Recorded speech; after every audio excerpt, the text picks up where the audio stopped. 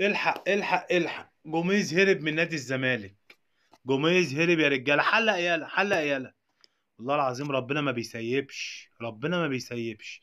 تطلعوا تعبوا في الاهلي وتتكلموا على الاهلي ومجموعه الاهلي سهله، والكونفدراليه اصعب مش عارف من الدوري الابطال، وخالد الغندوري يطلع يتكلم وبصوا تحسسونا ان احنا كل طول ما انتم باصين للاهلي مش هيقوم لكم قومه. والله والله العظيم ثلاثه، طول ما انتم باصين للاهلي ما هيقوم لكم قومه. وخلي بالك من زيزو، دوره جاي.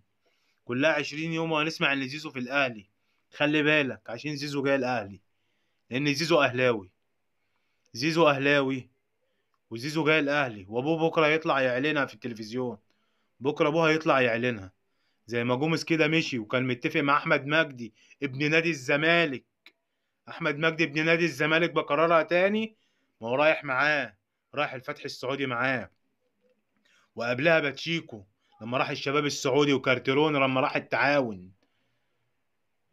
اشمعنى هيطلعوا جمهور نادي الزمالك بيطلع يقول لك اشمعنى مدربين الاهلي ما تخلي بالك يا عم من المدربين بتوعك.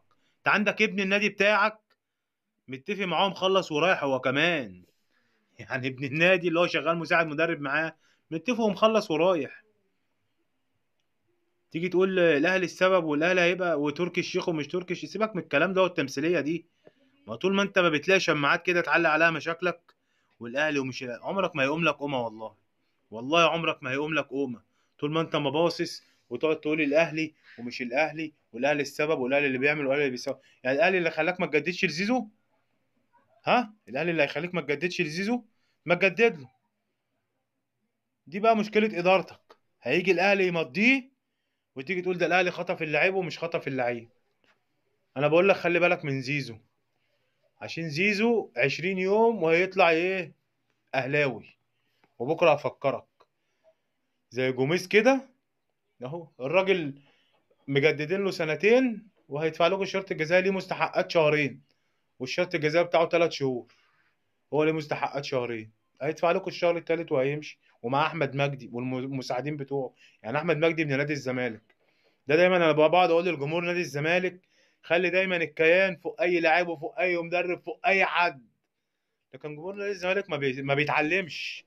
وهيطلعوا الشماعه بتاعتهم اشمعنى المدربين بتوعنا بيروحوا نفس المكان السعوديه. طب ما اللعيبه كلها بتطلع دلوقتي على السعوديه او قطر، كل اللعيبه بيجي لها عروض من السعوديه. يعني وسام ابو علي ما جالوش عروض، امام عاشور ما جالوش عروض، ما هو جات لهم عروض، بس اداره الاهلي قافله.